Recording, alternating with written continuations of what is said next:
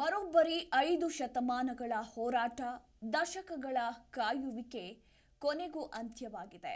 ಅಯೋಧ್ಯೆ ರಾಮ ಮಂದಿರ ಕೊನೆಗೂ ಉದ್ಘಾಟನೆಯಾಗಿ ರಾಮಲಲ್ಲಾ ವಿಗ್ರಹಕ್ಕೆ ನಿನ್ನೆ ಪ್ರಾಣ ಪ್ರತಿಷ್ಠಾಪನೆ ಮಾಡಲಾಗಿದೆ.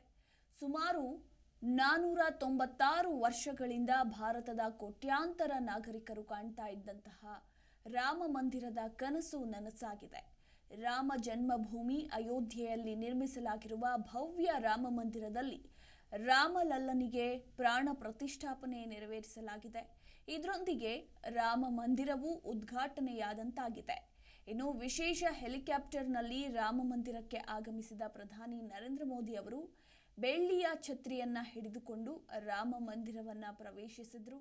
ಇದಾದ ಬಳಿಕ ಧಾರ್ಮಿಕ ವಿಧಿವಿಧಾನಗಳಲ್ಲಿ ಪಾಲ್ಗೊಂಡ ಅವರು ಗರ್ಭಗುಡಿಯಲ್ಲಿ ಪ್ರಾಣ ಪ್ರತಿಷ್ಠಾಪನೆ ಕೈಂಕರ್ಯ ನೆರವೇರಿಸಿದ್ರು. ಇನ್ನು ಪ್ರಧಾನಿ ನರೇಂದ್ರ ಮೋದಿಗೆ ಉತ್ತರ ಪ್ರದೇಶದ ಮುಖ್ಯಮಂತ್ರಿ ಯೋಗಿ ಆದಿತ್ಯನಾಥ್ ಹಾಗೆ ರಾಜ್ಯಪಾಲೆ ಆನಂದಿಬೆನ್ ಪಟೇಲ್, ಆರ್ಎಸ್ಎಸ್ ಮುಖ್ಯಸ್ಥ ಮೋಹನ್ ಭಾಗವತ್ ಹಾಗೂ ಶ್ರೀರಾಮ ಜನ್ಮಭೂಮಿ ತೀರ್ಥ ಕ್ಷೇತ್ರ ಟ್ರಸ್ಟ್ ಅಧ್ಯಕ್ಷ ಮಹಾಂತ ನೃತ್ಯ ಗೋಪಾಲ್ ದಾಸ್ ಅವರು ಸಾಥ್ ನೀಡಿ ರಾಮಲಲ್ಲನಿಗೆ ಪ್ರಾಣ ಪ್ರತಿಷ್ಠೆ ನೆರವೇರಿಸಿದರು.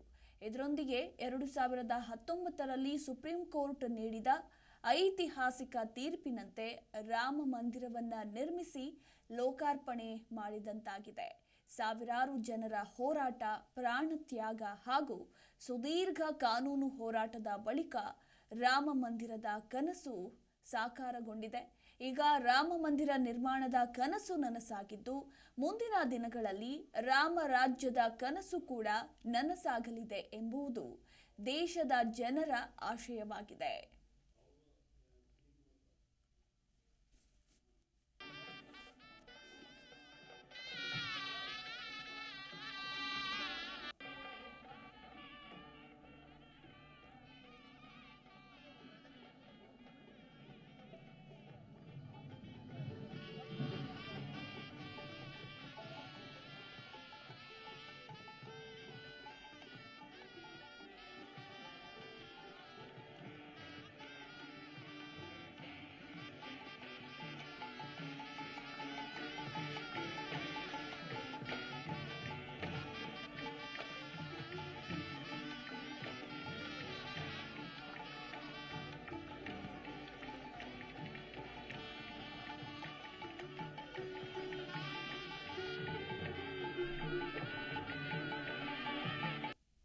ನಿಮ್ಮ ಜಿ ಕನ್ನಡ ನ್ಯೂಸ್ ಚಾನೆಲ್ ಈಗ Sun direct number 292, U digital number 162, city cable number 51, GTPL number 17, Abhishek cable number 821, Rockline telecommunication number 51, Shri Basaveshwara cable number 60, Vinayaka digital number 53 ನೆಟ್ವರ್ಕ್ಗಳಲ್ಲಿ ಲಭ್ಯ.